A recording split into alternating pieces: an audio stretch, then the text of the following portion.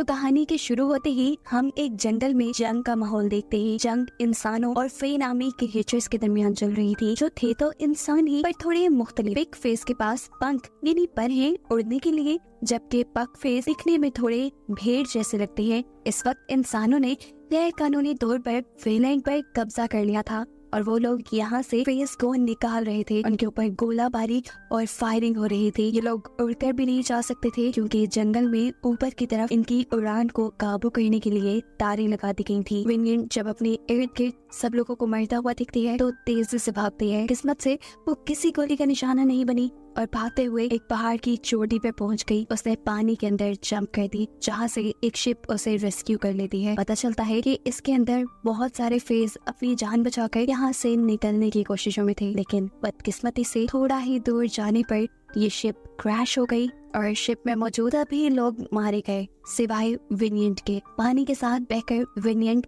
बर्ज city के अंदर आ जाती है और उसे यहाँ पर बंदी बना लिया जाता है। जो शिप तबाह हुई थी वो एस्ट्रा नामी एक अमीर आदमी की थी, जिसने बस अभी अभी उस शिप के ऊपर बहुत सारा पैसा इन्वेस्ट किया था, लेकिन अफसोस कि उसका सारा पैसा डूब गया और इसके बदले में उसे मिली सिर्फ विनियंट, जिसका वो क्या भी करता वो उसे अपने घर पर अपनी बहन इमेजेंट के सर्वेंट के तौर पर रख लेता है। इसी टाइम इमेजेंट अपने भाई एस्ट्रा को बताती है कि हमारे सामने वाला घर भी बिक चुका है। सुना है किसी ने बहुत बड़ी बोली लगाकर उसे खरीदा है और आज वो शिफ्ट भी हो जाएगा। एस्ट्रा को इस चीज में खास इंटरेस्ट नहीं था, लेकिन इमेजेंट को था क्योंकि वो अभी तक सिंगल थी और इस आस में थी कि शायद उसके घर के बाहर कोई हसीन शहजादा रहने आएगा। आज इमेजेंट विनियंट को मार्केट भेजती है किसी काम से, तो वो काम के बहाने कार्निवल रो भी चली जाती है, जहाँ प्रोस्टिट्यूट्स काम किया करती थी, जिनमें से एक विनियंट की दोस्त भी थी। उसके दोस्त उससे मिलकर बहुत ज्यादा खुश थी और जब उसकी दोस्त ने देखा कि विनियंट ने विडो वाले बाल रखे हुए हैं तो वो उसे एक कड़वा सच ये बताती है कि फाइलो अभी जिंदा है और इस टाइम पुलिस में इंस्पेक्टर है।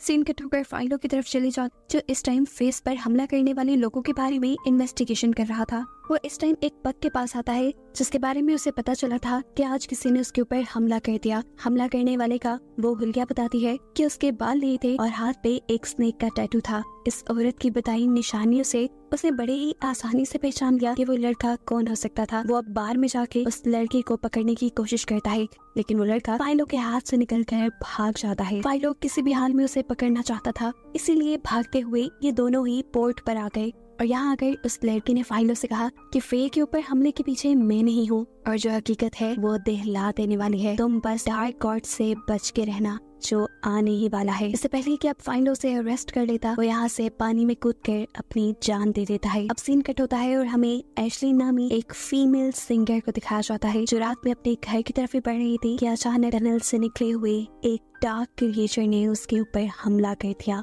और उसे टनल के अंदर ले जाकर मार डाला। क्योंकि एशलिन भी पिक यानी उड़ने वाली फे थी, जिसने अपनी जान बचाने के लिए उड़ने की कोशिश भी की थी, लेकिन वो नाकाम रही। अब यहाँ विंगनेट, जिसे पता चल गया था कि फाइलो मरा नहीं है, वो फाइलो के झूठ से बहुत ज्यादा गुस्सा थी। वो अपनी वीडियो वाले बाल भी काट देती है और बदला लेने के लिए उड़ते हुए फाइलो के पास पहुंचती है। वो उसे मार ही देना चाहती थी, लेकिन रुक गई। वो अभी भी फाइलो से प्यार करती थी, इसीलिए वो मार नहीं पाई। वो फाइलो को बताती है कि उसके मर जाने की खबर ने उसे तोड़ दिया था, लेकिन जब मुझे ये हकीकत पता चली कि तुमने मुझसे झूठ बोला तो मुझे तुम्हारे मरने से भी ज्यादा दुख हुआ। इससे पहले कि फाइलो कुछ भी बोल पाता, वो वहाँ से उठकर चली जाती है और उसे बोलने का एक मौका नहीं देती। सुबह होने पर हमें असेंबली का एक सीन दिखाया जाता है। असेंबली का माहौल काफी गर्म लग रहा था। असल में ऑपोजिशन के लोग फेस के शहर में रहने के खिलाफ थे, जबकि काउंसलर उनके हक की बात करता था, क्योंकि ये जगह जहाँ इस टाइम इंसान रह रहे थे ये फेस का ही तो शहर था। बेशक इंसानों और फेस के दरमियान में होने वाली जंग में वे हार गए थे, लेकिन फिर भी जितने यहाँ फेस थे उनके भी तो कुछ हक हैं, कुछ राइट्स हैं, जिनका काउंसलर ख्याल रखना चाहते हैं।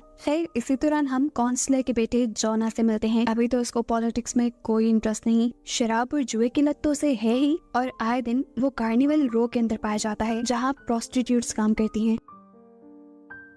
उसके डैड ने उसे वहाँ जाने से 1000 मर्तबा मना किया हुआ था, लेकिन वो किसी की नहीं सुनता था।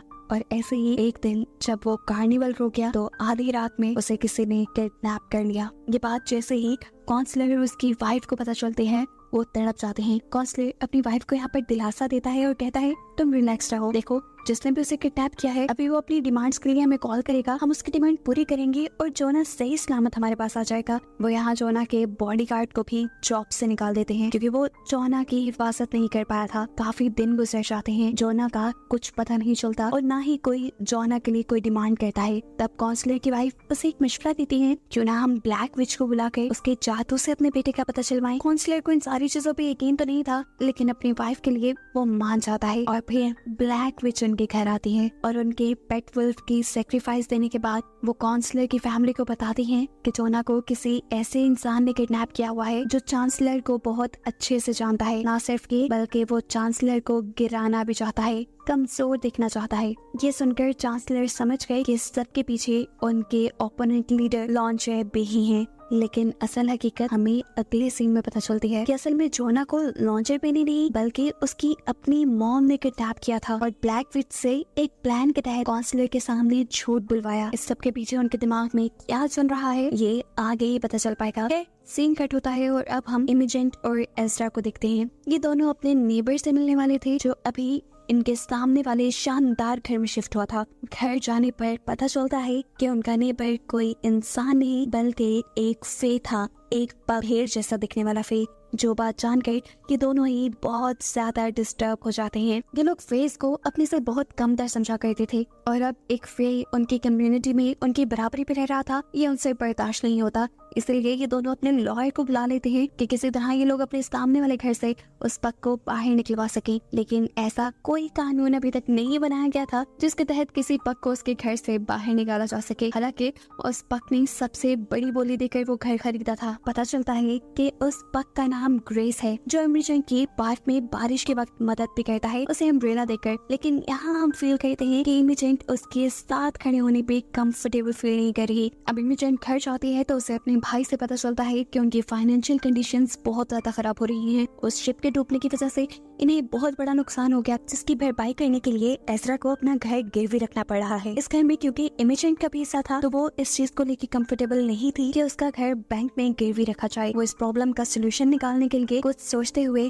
अपने घर के सामने रहने वाले पग को ही अपने घर पे चाय की दावत देते हैं क्योंकि उसे उम्मीद थी कि ग्रेस उसकी हेल्प जरूर करेगा जब वो देखेगा कि इमेजेंट ने खुद उसे अपने घर बुलाया है। अब गलती इमेजेंट ने ये की कि उसे घर के पिछले दरवाजे से बुलाया और बहाना किया कि घर का पहला दरवाजा रिपेयर हो रहा है। हालांकि ऐसा कुछ नहीं था और ये बात ग्रेस समझ गया था। उसे कहता है, मैं जानता हूँ तुमने मुझे पिछले दरवाजे से इसलिए बुलाया ताकि आसपास के लोग ये ना देख ले कि मैं तुम्हारे घर आया हूँ। इसे गुस्से में वो उठ के चला जाता है और इमेजेंट की बात नहीं सुनता। अब रात में इमेजेंट का भाई यानी एज़रा नशे की हालत में विनियट के साथ ज्यादती करने की कोशिश करता है, लेकिन विनियट यहाँ उसे मारकर भाग जाती है। विनियट के भाग जाने का जब सवाल इमेजेंट एज़रा से करती है तो वो उसे कहता है कुछ चुरा कर भाग गई होगी। इस चीज के गुस्से में इमेजेंट उसकी कंप्लेंट करने के लिए पुलिस स्टेशन पहुंच जाते हैं जहां पर था फाइलो। पुलिस इंस्पेक्टर विनियट के बारे में गलत बात उससे बर्दाश्त नहीं हुई और उसने फैसला किया कि वो विनियट को आजाद करवाएगा। इसलिए पहुंच गया वो एज़रा के पास उसका कॉन्ट्रैक्ट लेने और फिर उसे डरा धमका कर आखिर उसने विनियट को एज़रा की कैद से और एज़रा की गुलामी से आजाद करवा दिया। ये सब करने के बाद अब वो क्राइम सीन पे पहुंचता है। क्राइम सीन पे आकर उसे मिली एशलिन की लाश जिसे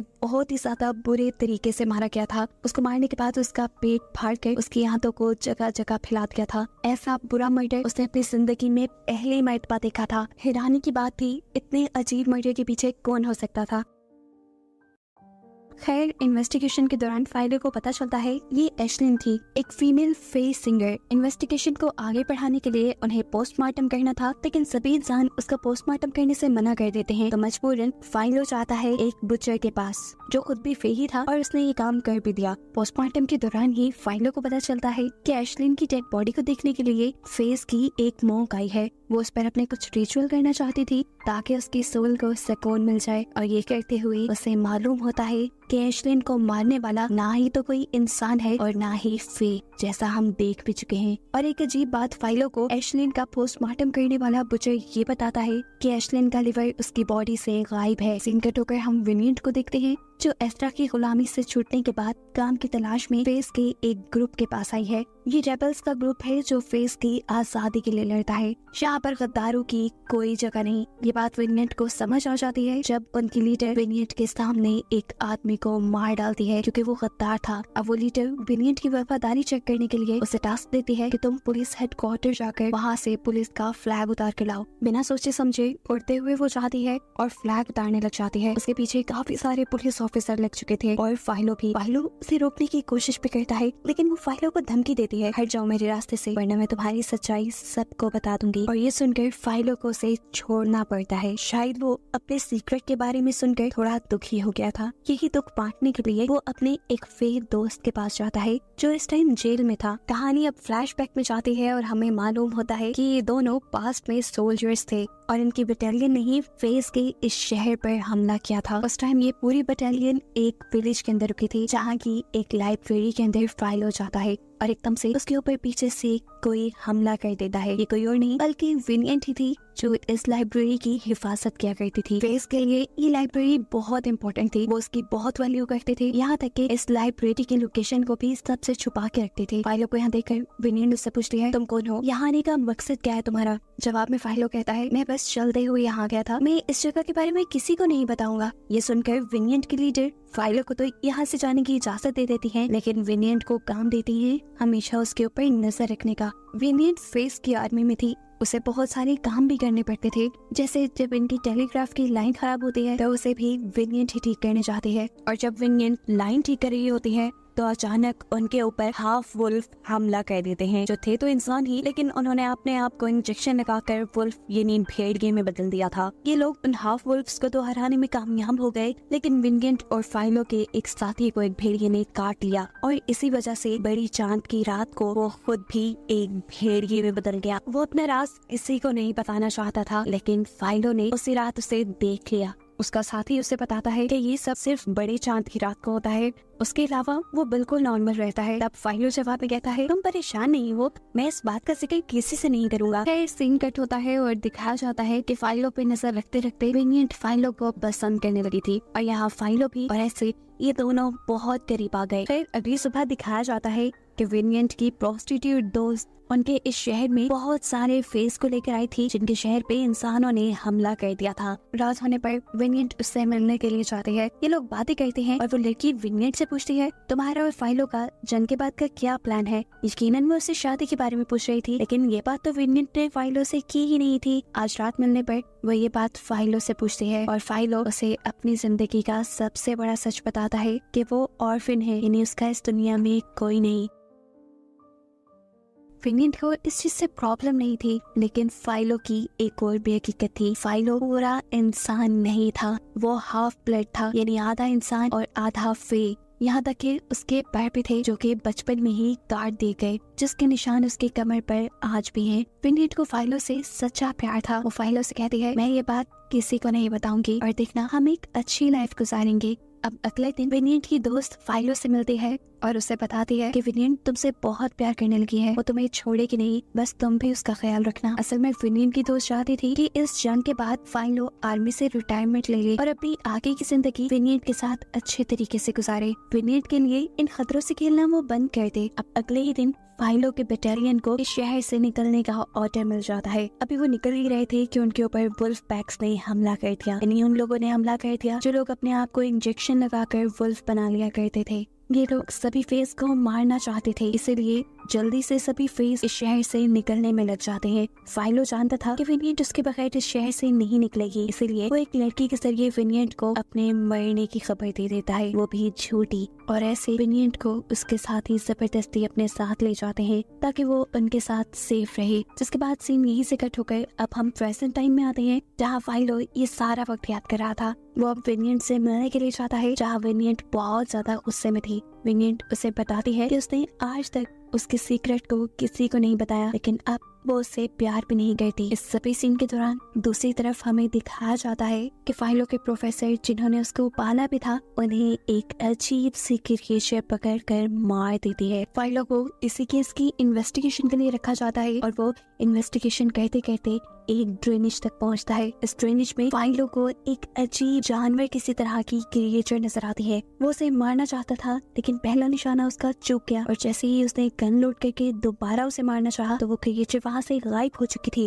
वो क्रिएचर क्या थी ये जानने के लिए वो फेस के मॉन्क के पास जाता है। इन्होंने एशलिन के पोस्टमार्टम के टाइम फाइलों को ऐसे ही किसी क्रिएचर के बारे में बताया था, लेकिन उस टाइम फाइलों ने इनके ऊपर एतबार नहीं किया था। इस टाइम सवाल करने पे मॉन्क उसे बताती है वो क्रिएचर डार्क एशर है। इस डार्क एशर को मरे हुए इंसान और जानवरों के ऑर्गन्स को मिलाकर बनाया जाता है और फिर काले जादू से उसके अंदर जान भर दी जाती है। उसे इस थ्योरी पर अभी भी यकीन नहीं था। वो जब तक खुद ना देख लेता उसे कैसे यकीन आता, इसीलिए वो डार्क विच के पास जाता है और उनसे अपने लिए एक डार्क एशर बनाने को कहता है। डार्क विच उसे बताती है कि वो क्रिएचर तो मैं बना दूंगी, लेकिन उसके लिए मुझे तुम्हारे जिस्म की कुछ चीजें चाहिए होंगी और फिर ये क्रिएचर सिर्फ तभी मरेगा जब तुम खुद मरोगे, क्योंकि ये क्रिएचर अपने मालिक के मरने पे मरती है। ये डार्क विच उसे ये भी बताती है कि पहले जो डार्क एशर लोगों के ऊपर हमला कर रहा है वो उनके लिवर इसलिए ले जाता है क्योंकि लिवर के जरिए उन्हें लोगों की वो सारी इंफॉर्मेशन पता चल जाती है जो वो अपने अंदर ही छुपा कर रखते थे।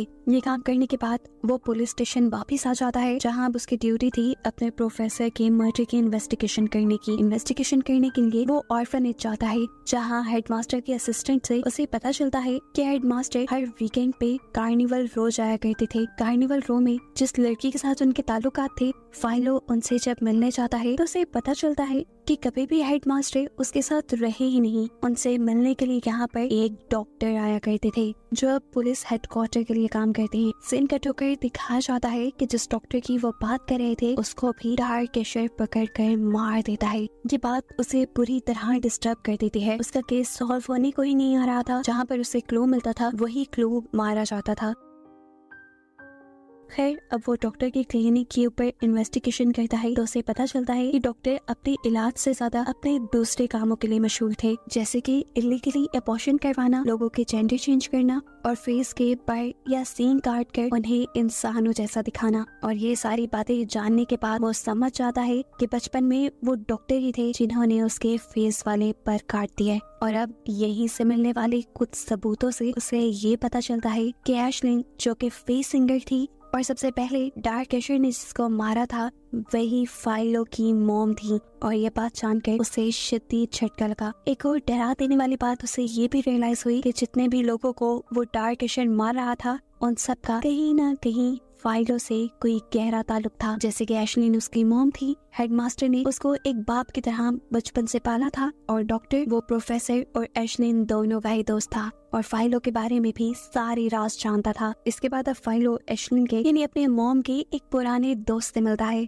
जो कि अपनी क्रिएचर्स के जरिए दूसरों को ड्रामा दिखाते थे और एशलिन उनके साथ गाना गाया करती थी। वो बताते हैं कि सालों पहले ही एशलिन ने उनके साथ काम करना छोड़ दिया था और इसके पीछे कहानी में एक बहुत बड़ा ट्विस्ट था। वो ये कि काउंसलर एशलिन को पसंद किया करता था। एशलिन ने काफी सारा टाइम काउंसलर के घर पे गुजारा और फिर एकदम से वो रुपोश हो गई ताकि वो फाइलों को जन्म दे सके। अब इस सब के बाद हम देखते हैं ग्रेस को, वही फे जो एज़रा और इमेजन के घर के सामने रहता है। उसे अपने नेबर से पता चलता है कि इमेजन की फैमिली बहुत ज्यादा फाइनेंशियल क्राइसिस से गुजर रही है और ये बात जानकर वो समझ गया कि इमेजन ने उसे अपनी मदद के लिए बुलाया था, उसकी बेइज्जती करने के लिए नहीं। ये एहसास होते ही वो इमेजन से माफी मांगने के लिए चाहता है। यहाँ पर इमेजन भी उसे बताते हैं कि उसे ग्रेस के फे होने पर कोई इतराज नहीं, वो सिर्फ ग्रेस को उसकी अच्छाई के लिए पसंद करती है। यहाँ पर ग्रेस इमेजन की मदद करने को मान जाता है, लेकिन सिर्फ एक छोटी सी शर्त पर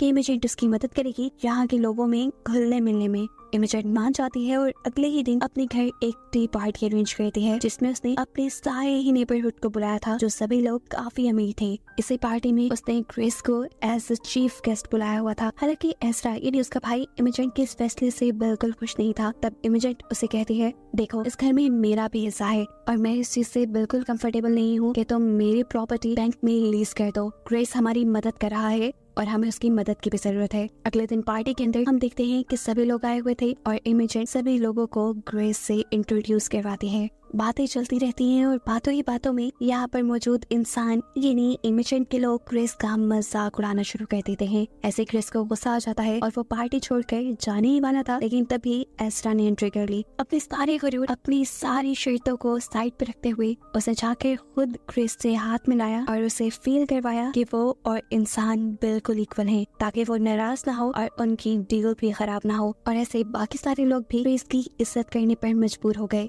क्रिस ये देखकर काफी सेटिस्फाई था कि एज़रा और इमिटेंट ने अपनी बात को पूरा किया, इसलिए वो उनकी मदद करने के लिए एक चेक उन्हें दे देता है। अब इमिटेंट को भी क्रिस उसकी आदतों और उसकी अच्छाई की वजह से और भी ज्यादा पसंद आने लगा था। वो उसके साथ ज्यादा से ज्यादा वक्त गुजारने लगी थी, उसके साथ पार्टीज में जाने लगी थी। उसकी जहानत और बिजनेस कन्वर्सेशन से वो बहुत इम्प्रेस थी। हालांकि अक्सर ऐसी नजरें उसे डिस्टर्ब कर देती थी जो उन दोनों को एक साथ जज करती थी। सीन कट होकर हम काउंसलर से मिलते हैं, जिसके बेटे को उसकी अपनी मॉम ने अरेस्ट करवाया था, लेकिन इल्जाम था लॉन्जर पे यानी काउंसलर के ओपोनेंट पे। काउंसलर अब उसे पुलिस के जरिए पकड़वा लेता है और उसे कहता है कि अगर तुम मेरे बेटे का पता मुझे सही बता दोगे तो मैं तुम्हें फौरन छोड़ दूंगा। लेकिन लॉन्जर पे को कैसे पता हो सकता था उसके बेटे का? वो उसे कहता भी है कि मैंने तुम्हारे बेटे को किडनैप नहीं किया। ऐसे काउंसलर को लगता है कि वो झूठ बोल रहा है और वो उसे बंदी बना लेता है। अब यही कैद में काउंसलर की वाइफ लॉन्जर से मिलने जाती है और जाते ही सिंपैथी दिखाते हुए उसे जहर का प्याला पिला देती है, जिससे वो मर जाता है।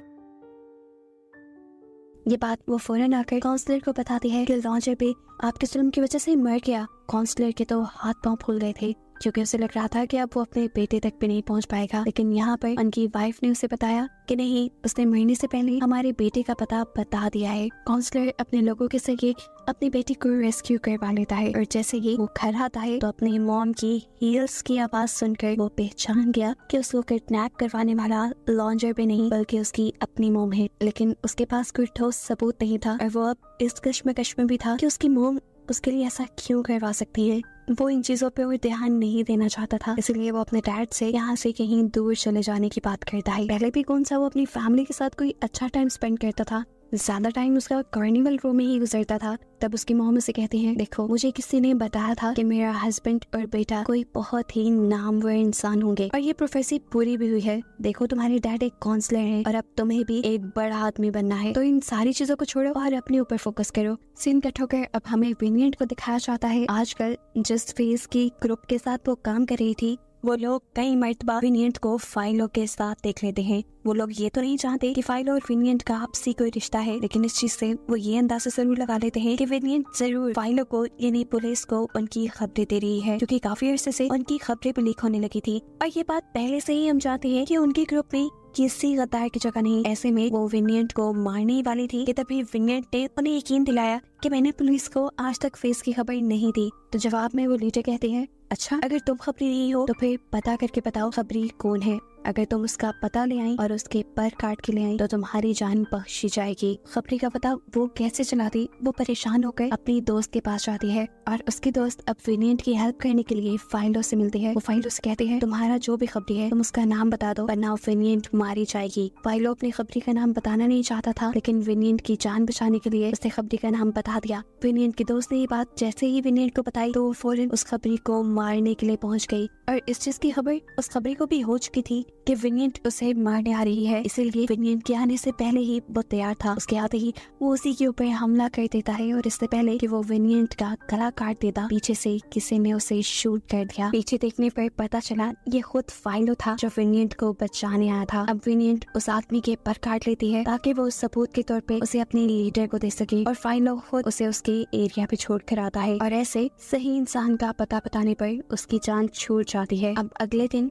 विनियंट को पता चलता है वो लाइब्रेरी जिसकी वो अपनी पूरी जिंदगी में हिफाजत करती रही उसे बर्गिश म्यूजियम के अंदर डिस्प्ले किया जा रहा था। वो फौरन ही अंदर जाती है और वहाँ पर अपनी सारी किताबों को देखकर फूट फूट कर रोने लगती है, क्योंकि वो किताबें, वो चीजें जिन्हें ये लोग सीक्रेट रखते थे, आज वो सभी लोगों के लिए खोल दी गई थी। विनियंट इन सभी को देख रही थी कि यहाँ पर उसे अरेस्ट कर लिया जाता है। यहाँ पर काउंसलर के बेटे का वो गार्ड जिसे काउंसलर ने जॉब से निकाल दिया था, वो भी फेस के एक ग्रुप को ज्वाइन कर लेता है। यहाँ पर सारे पक्ष रहा करते थे जिनका मानना था कि इंसान उन्हें कभी एक्सेप्ट नहीं करेंगे और इस चीज का सबूत वो उसी टाइम देख भी लेते हैं जब एक इंसान बुरी तरह एक पग को पीटने लग जाता है। और फिर रात होने पर ये पूरा पग का ग्रुप उस इंसान को पकड़ के लाते हैं और बुरी तरह एक रिचुअल करते हुए मार डालते हैं। सीन कट होकर अगले सीन में हमें दिखाया जाता है कि काउंसलर का बेटा अब अपने फ्यूचर के लिए काफी सिंसियर हो चुका था। उसने गलत काम भी छोड़ दिए थे और अब वो पढ़ना चाहता था और उसके लिए टीचर्स ढूंढे जा रहे थे। अब एशलिन का दोस्त जिसकी क्रिएचर्स को पुलिस ने पकड़ लिया था क्योंकि उसके पास इन क्रिएचर्स को रखने का लाइसेंस नहीं था, आजकल वो बेकार हुआ था, उसके पास कोई जॉब नहीं थी।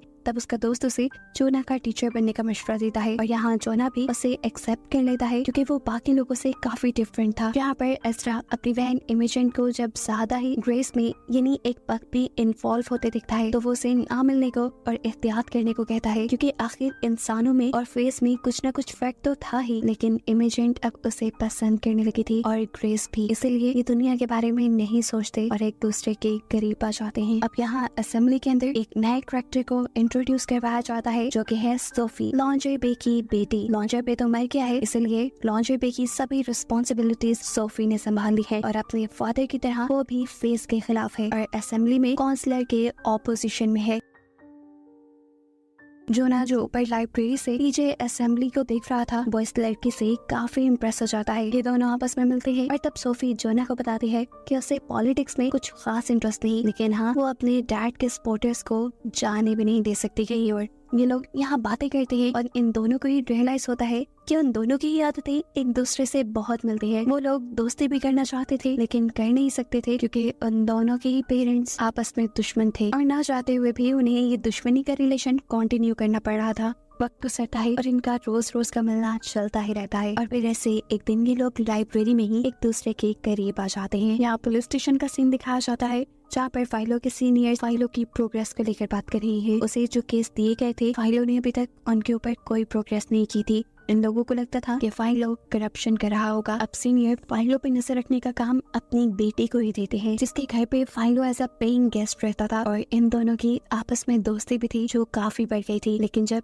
इस लड़की को पता चला कि फाइलों एक हाफ ब्लड है तब उसने अपने इस रिलेशन को खत्म कर लिया और आज यही सच वो अपने डैड को यानी फाइलों के सीनियर को भी बता देती है। अब यहाँ पर एक दूसरा आदमी आकर फाइलों को सीनियर को बताता है कि फाइलों ने अपने लिए एक डार्क कैशर बनवाया है और वो जितने भी लोग मरे हैं उन सब की किलिंग्स को छुपाना चाहता है और इसके पीछे मकसद क्या है ये फाइलों खुद ही जानता है। इन सब चीजों की वजह से फाइलों को पकड़कर उसी के डिपार्टमेंट वाले अरेस्ट कर लेते हैं और जानबूझकर सीनियर फाइलों को इंसानों वाले सेल में बंद करते हैं ताकि सारे इंसान उसे हाफ ब्लड जानकर खुद ही मार दें। लेकिन अब सीनियर की बेटी को खुद दुख हो रहा था इस बात का कि उसने क्यों फाइलों का सीक्रेट सबको बता दिया, इसलिए वो जाती है और अपने डैड को बता देती है कि मैंने झूठ बोला था, फाइलों हाफ ब्लड नहीं है, मुझे बस उसके धोखे पे गुस्सा था इसलिए मैंने आपसे झूठ कह दिया। ये बात सुनकर फाइलों के सीनियर उसे यहाँ से निकालने की ऑफर देते हैं और कहते हैं कि अगर तुम कसम खा लो कि तुम हाफ ब्लड या फ्री नहीं हो तो मैं तुम्हें यहाँ से आजाद करवा दूंगा। फाइलो जो 32 सालों से इस सच को छुपा रहा था वो इस चीज से थक चुका था, वो और इसे छुपाना नहीं चाहता था, इसीलिए वो अपने सीनियर से कह देता है हाँ मैं हूँ एक फ्री एक हाफ ब्लड जिसके पर बचपन में ही काट दिए गए थे। अब यहाँ उसको उसके जुर्म के लिए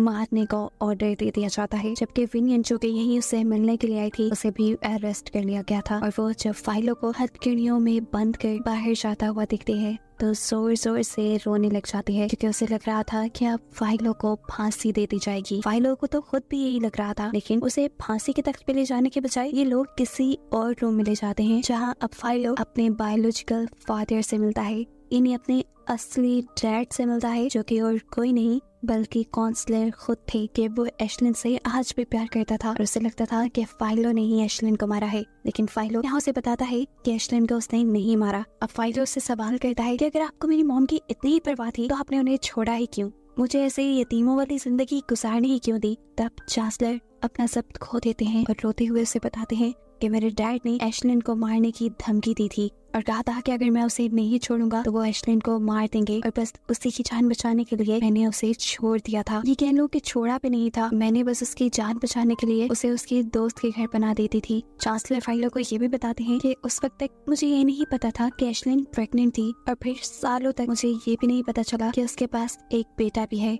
यानी तुम भी पैदा हुए। ये सब चीजें जानने के बाद चांसलर अब फाइलो को भी छोड़ देते हैं और उससे वादा करते हैं कि वो विनियट को भी छोड़ देंगे। वो विनियट की रिलीजिंग पेपर पे साइन कर ही रहे थे कि अचानक यहाँ पर उन्हीं का वो गार्ड आ गया जिसको उन्होंने जॉब से निकाल दिया था और वो जाकर पक के ग्रुप से मिल गया था। उसे ब्रेन वॉश करके ये सिखाया गया था कि तुम जितने ज्यादा इंसानों को मारोगे तुम्हारी जिंदगी उतनी आसान हो जाएगी। और वो यहाँ अपनी जिंदगी में जल्दी आसानियां लाने के लिए सबसे पावरफुल इंसान यानी चांसलर को ही मार देता है। दूसरी तरफ चांसलर की वाइफ और उसका बेटा आपस में लड़ रहे थे क्योंकि जोना यानी चांसलर का बेटा सोफी से लॉन्ड्री बे की बेटी से शादी करना चाहता था और इसके लिए उसकी मॉम नहीं मान रही थी। जब वो अपनी मॉम को फोर्स करता है तो आखिर उसकी मॉम को सच बताना ही पड़ा कि सोफी उसकी हाफ सिस्टर है। ये बात सुनकर उसे बहुत बड़ा झटका लगा था। ना चाहते हुए भी उसे अब सोफी से ब्रेकअप करना था और जब वो ब्रेकअप करने जाता है तो उसे मालूम होता है कि सोफी को ये सारी सच्चाई पहले से ही मालूम थी। और अगले सीन में जोना को एक और ट्विस्ट अपनी जिंदगी का ये मालूम होता है कि उसके फादर को भी शक था कि इस टाइम जोना जो उनका बेटा बना यहाँ सामने खड़ा है शायद वो भी उसका बायोलॉजिकल बेटा नहीं है। और ये सच्चाई सुनकर जोना बस टूट सा ही गया। दूसरी तरफ अब एज़रा विनियट और ग्रेस को एक साथ देख लेता है और ये चीज उसका दिमाग खराब करने के लिए काफी थी कि उसकी बहन एक पक के साथ रिलेशन में है।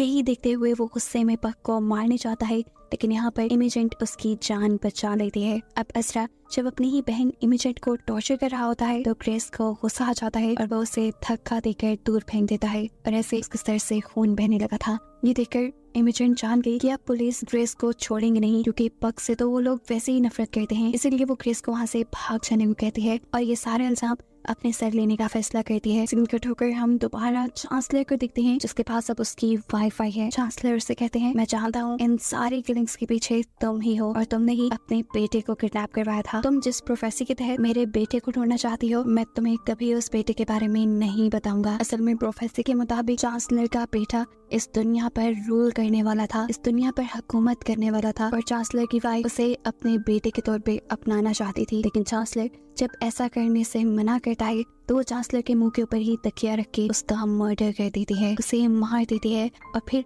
उसकी बॉडी से उसका लिवर निकाल लेती है ताकि वो उसके बारे में सारे सीक्रेट्स पता चला सके। इस लिवर के जरिए वो खुद सिर्फ विनियट के बारे में ही पता चला पाती है जिसे आखिरी मर्तबा चांसलर ने रिलीफ दिया था। बाकी बातें जानने के लिए उसे ब्लैक विच के पास जाना पड़ता जो खुद अपने आप को जहर देकर मार देती है और मरने से पहले उसने फाइलों तक ये खबर पहुंचाती थी कि वो और विनियट दोनों खतरे में हैं। ये कहकर वो मर गई और इससे चांसलर की वाइफ बुरी तरह गुस्से में आ गई। उसे किसी भी तरह चांसलर के बेटे का पता चलवाना था और वो अब विनियट को ही किडनैप कर लेती है। इससे पहले कि वो विनियट को मार देती फाइलो जिसे विनियट के खतरे में होने की खबर मिलती है वो उसे बचाने आ जाता है और उसके पीछे डार्क एशर भी।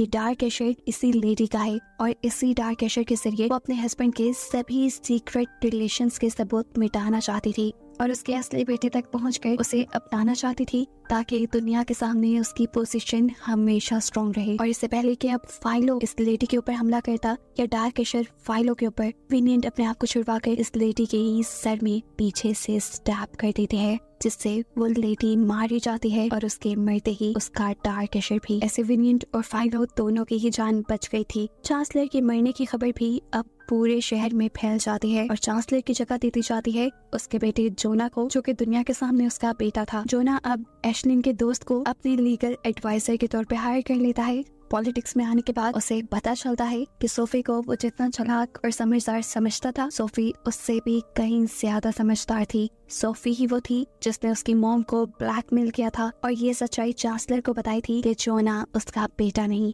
और उसी के चलते ये सारी किलिंग्स हुई थी। ये सारी चीजें जानने के बाद बनता तो था कि वो सोफी से दुश्मनी कर लेता लेकिन वो असेंबली में सोफी को साथ मिला लेता है क्योंकि वो जानता था कि अगर सोफी और वो मिल जाए तो यहाँ बहुत स्ट्रॉन्ग पोजीशन ले सकते हैं। अब जोना भी फेज के खिलाफ हो चुका था और उसने कार्निवल रो से भी सभी फेज को बाहर निकलवा दिया था। इस शहर से भी वो सभी फेज को निकालना चाहता था और दोबारा इंसानों और फेज के दरमियान में एक अजीब सी जंग छिड़ गई थी। शहर में ऐलान कर दिया गया था कि अगर कोई फे उड़ता हुआ दिखा तो उसे मार दिया जाएगा। सिर्फ यही नहीं, बेफसूल पुलिस पक फेज को पकड़ पकड़ के भी मार रही थी। ऐसे में अपनी जान बचाने के लिए हम इमेजेंट और ग्रेस को ये शहर छोड़कर जाते हुए देखते हैं ताकि वो एक नए शहर में अपना एक नया घर बनाकर अपनी जिंदगी की नई शुरुआत कर सके। जबकि एज़रा यानी उसका भाई उसे पीछे से देखता रह जाता है जब जबकि यहाँ शहर में अब दिखाया जाता है कि विनियंट को भी सारे फेस के साथ पकड़ लिया गया था और जबरदस्ती शहर से बाहर निकाला जा रहा था। और इस टाइम वो रो रही थी क्योंकि उसके साथ आज भी फाइलो नहीं था। एकदम से वो पीछे मुड़ के देखती है तो फाइलो भी अब अपनी आइडेंटिटी को सबके सामने रिवील करते हुए उसके साथ आ जाता है। ये दोनों यहाँ गले मिलते हैं और बातें करते हैं कि आज के बाद ये कभी अकेले नहीं रहेंगे। फाइलो को भी विनियट और सभी फेस के साथ दिखाते हुए बस ये सीजन यही एंड हो जाता है।